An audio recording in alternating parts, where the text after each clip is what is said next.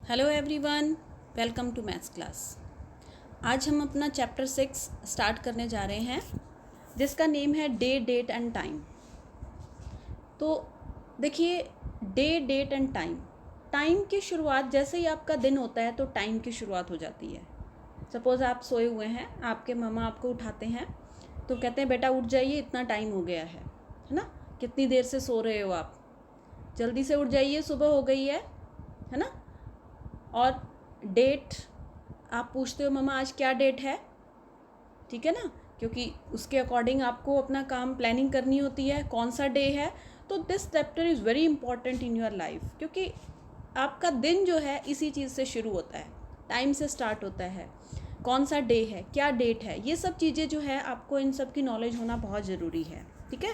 तो आज हमारा जो चैप्टर 6 है जिसका नेम है डे, डेट एंड टाइम, इसकी वर्कशीट 1 डिस्कस करेंगे हम, जिसके अंदर पहला क्वेश्चन है कि look carefully at the given calendar and answer the following question. आपकी बुक में कैलेंडर बना हुआ है और हमने उस कैलेंडर को देख के क्वेश्चंस के आंसर देने हैं। कुछ जनरल क्वेश्चन है जिसको हम बिना कैलेंडर की हेल्प से भी कर सकते हैं।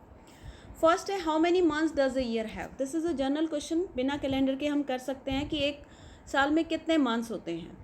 तो 1 ईयर में कितने मंथ्स होते हैं, 12 मंथ्स होते हैं, ठीक है। कैलेंडर आप सबने देखा हुआ ना, जनवरी, फरवरी, मार्च, अप्रैल, मई, जून, जुलाई, अगस्त, सितंबर, अक्टूबर, नवंबर एंड दिसंबर, 12 मंथ्स हो गए। Do all months have the same number of days.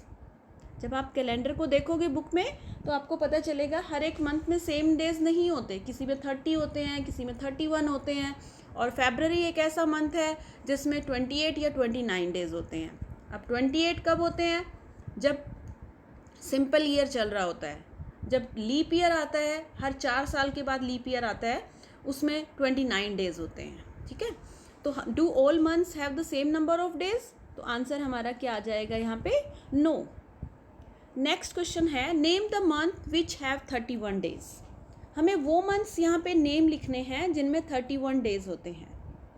31 days वाले कौन कौन से जो है मंथ हैं। सबसे पहले तो यहाँ पे आप पूरी स्पेलिंग लिखेंगे, मैं शॉर्ट में लिख रही हूँ। जनवरी है जिसमें 31 डेज होते हैं। उसके बाद मार्च, यहाँ पे आप लिखेंगे मार्च, ठीक है। मार्च के बाद 31 डेज जो है कौन से मंथ में होते हैं, मार्च के बाद मई में होते हैं, ठीक है। मई के बाद जुलाई और अगस्त, जुलाई और अगस्त दोनों में ही जो है वो 31 डेज होते हैं, ठीक है। उसके बाद अगस्त के बाद अक्टूबर, अक्टूबर के बाद दिसंबर, ये ऐसे मंथ हैं जिनमें 31 डेज होते हैं। तो कितने मंथ्स हो गए ये, 1 2 3 4 5 6 7 मंथ्स ऐसे होते हैं जिनमें 31 डेज होते हैं, ठीक है। और नेक्स्ट क्वेश्चन में, name the month which have 30 days. अब 30 डेज वाले काउंट करके बताना है। अब जनवरी में 30 होते हैं और फरवरी में तो 28 और 29 होते हैं, ठीक है। मार्च में 31 होते हैं, तो मार्च के बाद कौन सा बचा, अप्रैल।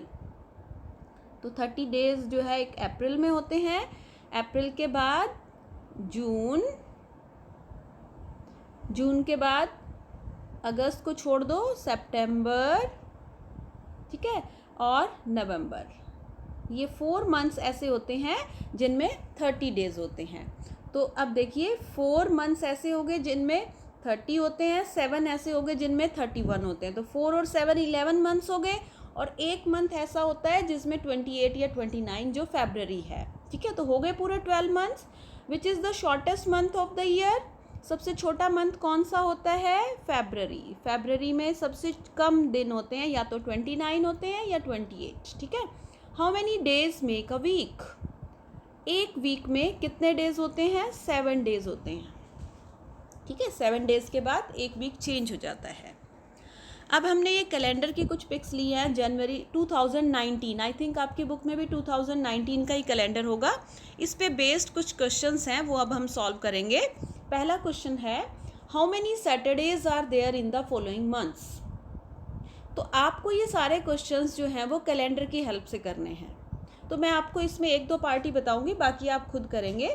जैसे how many Saturdays are there in the month of January. तो सबसे पहले हम जनवरी का कैलेंडर चेक करेंगे, जनवरी के अंदर कितने सैटरडेज़ हैं। तो ये आपका जनवरी का कैलेंडर हो गया और ये सैटरडेज़ हो गए। तो कितने सैटरडेज़ हैं यहाँ पे, 4 सैटरडेज़ हैं। तो हम इसका आंसर क्या लिखेंगे, 4। हाउ मेनी सैटरडेज़, 4 आ जाएगा। उसके बाद जून के काउंट करके बताएंगे हम, जून में कितने सैटरडेज़ हैं, दिस इज जून, और जून के अंदर 5 सैटरडेज़ हैं। तो इसका आंसर क्या आ जाएगा, 5 आ जाएगा। इसी वजह से बाकी के जो 2 पार्ट हैं वो आप खुद करेंगे, ठीक है। Which day is it on the 11th of April. तो आप क्या करेंगे, अप्रैल के मंथ का जो है कैलेंडर चेक करेंगे और देखेंगे कि 11th ऑफ अप्रैल, ये रहा 11th ऑफ अप्रैल, उसको कौन सा डे है, थर्सडे, है ना। तो यहाँ पे हम डे लिख देंगे कि 11th ऑफ अप्रैल को कौन सा डे है, थर्सडे है, ठीक है। यहाँ पे थर्सडे हम लिखेंगे। सिमिलर वे में आप 29th ऑफ जून को फाइंड आउट करेंगे। एक और कर लेते हैं हम, उसके बाद आप खुद करेंगे बाकी। 29th of June, this is the 29 और दिस इज़ सैटरडे। तो आंसर हमारा क्या आ जाएगा, सैटरडे। हम यहाँ पे लिखेंगे सैटरडे, ठीक है। 11th ऑफ जून को कौन सा डे है, Saturday, okay. What day is in on second Saturday of May. Second Saturday of May का मतलब, पहले आप मे में जाइए, मे का फर्स्ट सैटरडे 4 को है, सेकेंड सैटरडे कौन सी डेट को है, 11th जून को, ठीक है। तो इसका आंसर क्या हो जाएगा, 11th जून, ठीक है। इसी तरीके से 4th सैटरडे ऑफ जुलाई, एक और कर लेते हैं हम, बाकी आप खुद करेंगे।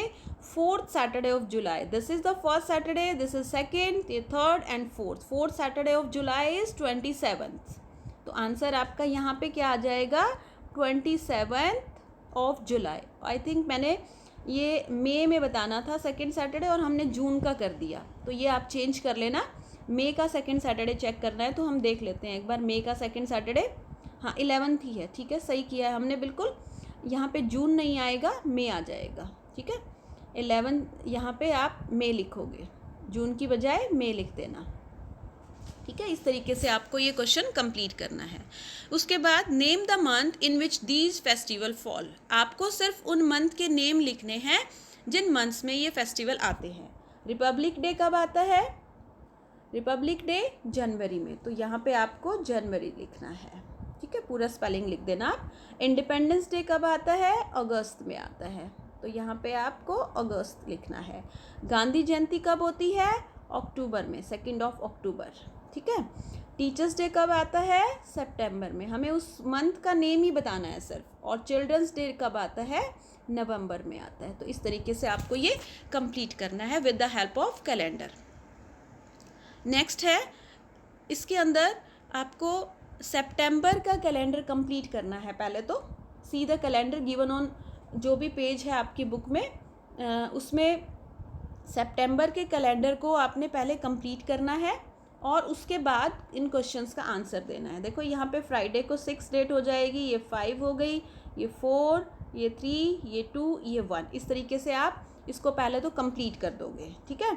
7 के बाद 8, 9, 10, 12, 14, 15, 16, 18, 19, 20, 22, 23, 24, 25, 26, 28, 29, 30। सितंबर में आई थिंक 30 ही डेज होते हैं सितंबर में, है ना। तो कलर ऑल संडेज रेड, ये जितने भी संडेज़ हैं इसमें आपको रेड कलर कर देना है, ठीक है, रेड कलर से कलर कर देना है। इस 22 अ संडे, क्या 22 को संडे है, यस, तो आंसर क्या आ जाएगा, yes. What is the date on second Saturday, this is the Saturdays and second Saturday is 14। How many Fridays are there in this month, तो count these Fridays, these are 4 in numbers. What day is it on 5th of September? 5th of September को कौन सा day है, Thursday है, तो यहाँ पे आप क्या लिख देंगे, थर्सडे लिख देंगे, ठीक है। तो उसके बाद नेक्स्ट है write the following dates in short form. देखो डेट्स को हम बहुत सारे तरीके से लिख सकते हैं, ठीक है। तो ये इसकी फुल फॉर्म लिखी हुई है, ये शॉर्ट फॉर्म है। जैसे 16 जुलाई, जुलाई कौन सा मंथ होता है, 7th होता है। तो जैसे अब यहाँ पे 23rd को 23 लिखेंगे, डॉट लगाएंगे, डॉट की जगह हाइफन भी लगा सकते हैं ऐसे, ठीक है। तो हम पहले यहाँ पे डॉट लगाएंगे। मई कौन सा मंथ होता है, 5th मंथ होता है, डॉट लगाएंगे और 1980 को एज इट इज़ लिख देंगे। सिर्फ आपको 23rd का RD हटाना है और मई कौन सा मंथ है ये लिखना है, बाकी सेम टू सेम लिखना होता है। 5th अक्टूबर, 5 लिखेंगे, डॉट लगाएंगे। अब अक्टूबर कौन सा मंथ होता है, 10th मंथ होता है ना अक्टूबर, और 2006, ठीक है। इस वे से आपको ये बुक में ही कंप्लीट करना है। थर्ड क्वेश्चन है write the following dates as per the example. देखो मतलब ये शॉर्ट फॉर्म लिखी हुई है, इसको फुल फॉर्म में लिखना है, लॉन्ग फॉर्म में लिखना है। जैसे 4 को 4th लिखेंगे, 8 जो है वो कौन सा मंथ है, अगस्त है। ऐसे ही 5 को हम क्या लिखेंगे, 5th, और जनवरी, 5th जनवरी, और 1987, ठीक है। इस तरीके से हम करेंगे। नेक्स्ट में 18 सितंबर 1992,